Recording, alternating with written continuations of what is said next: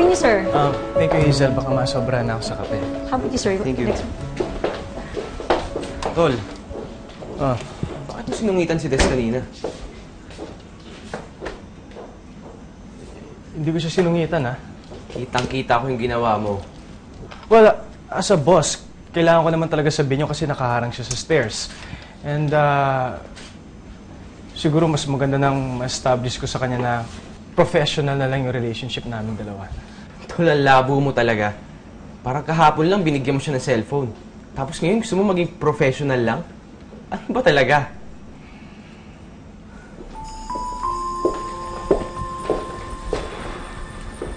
Ay.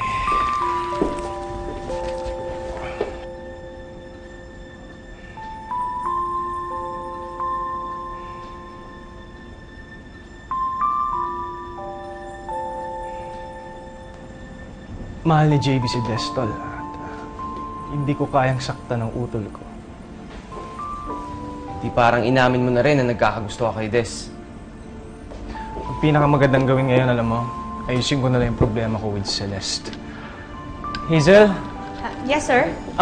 favor, pwede ka ba magpadala ng bulaklak kay Celeste? Sana within the day matanggap niya. Okay, sir. Salamat. Labo mo talaga.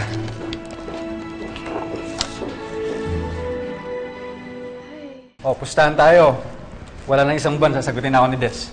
O sige ba, kapag hindi ka niya sinagot within a month, you owe me dinner, ha? Oo ba? Kahit saan pang pinakamahal na restaurant yan. Libre kita. Okay? Ay, Kuya Alvin! Ikaw, pupusta ka ba? Sabi kasi ni Kuya JV, mapapasagot daw niya yung nililigawan niya within a month. Ano sa tingin mo, kuya? Sabi mo eh. Pero kuya, kapag sinagot niya ako, sobrang pasalamat talaga ako sa'yo kasi gustuhan niya lahat ng regalo ko eh, na galing sa'yo. Talaga? Tsaka sobrang good idea talaga yung painting. Sobrang nagustuhan niya. Kaya kapag sinagot niya ako, dahil talaga sa'yo yun. Eh kuya, lulubos-lubosin ko na. Pwede pa ba akong humingi ng isa pang favor? Okay, ano yan? Kasi sobrang nagustuhan ni Des yung ginawa mong tinapay dati. Kung pwede sana, gawa mo ulit siya. Teka, tinapay? Tinapay talaga, Kuya JV. Ang cheap mo, ha? Hindi man lang cake o kaya pastries. Kuya, no offense sa tinapay mo, ha? Pero, sorry.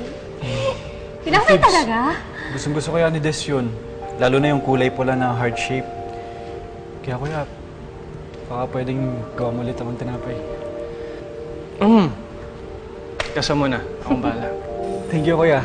Promise kapag sinagot ako ni Des, lilibre kita kahit saan. Sama ako. Siyempre naman, dapat magkakasama tayo. Eh. Loves ko kayo eh. Thank you kuya.